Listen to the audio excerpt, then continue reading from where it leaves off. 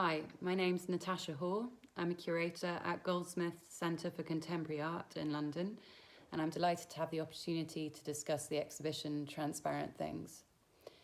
Transparent Things is a group exhibition that consists of 14 artists and is staged across the entirety of the gallery. It's scripted using Chapter 1 of Vladimir Nabokov's novel from 1972.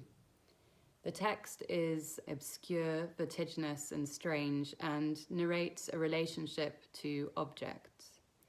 For Nabokov, objects drag us irrevocably into the past, and they do so in a number of ways.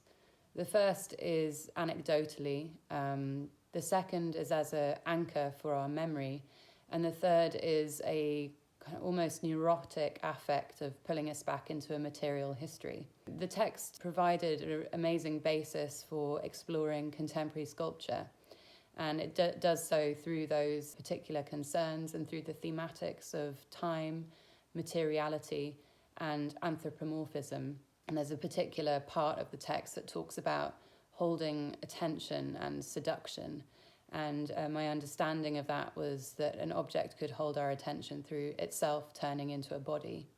The idea of time in the exhibition is important in that Nabokov was very interested in a concept called serialism, which understood all times to be running concurrently, and that we just needed to reach a higher state of consciousness in order to apprehend them.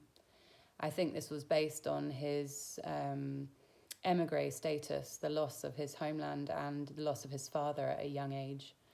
And so in the exhibition, works very often impose a sense of subjective time, the time it takes to make a coffee, the time it takes for mastic gum to slide off a shelf, or for water to trickle from the top of one sculpture to another. A number of works use objects as a fulcrum for understanding of a cultural or social history, very much so in the case of David Hammons, whose absent basketball marks a trace on the paper as a drawing, or Theaster Gates' work in which a Hammons organ stands in for the development of a black aesthetic in opposition to white Western sameness. Included in the exhibition are also butterfly drawings made by Nabokov, who was an avid and obsessive collector and documenter of butterflies. The wing is important in terms of its relationship to his fiction, which itself is made up of many repeating motifs, forms and patterns. And in Transparent Things itself, the protagonist, Hugh Person, dreams of a burning doll's house and eventually dies in a hotel fire.